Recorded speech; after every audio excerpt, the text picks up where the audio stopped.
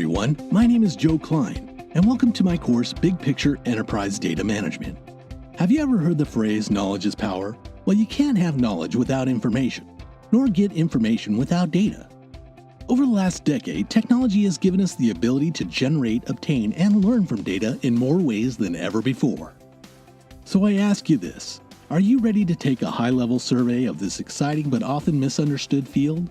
That's great, because some of the major topics we will cover in this course will include the various disciplines within enterprise data management, the roles, responsibilities, methodologies, and technologies for each of these disciplines, and talk about some of the hot technologies and topics such as master data management, big data, and blockchain in the enterprise.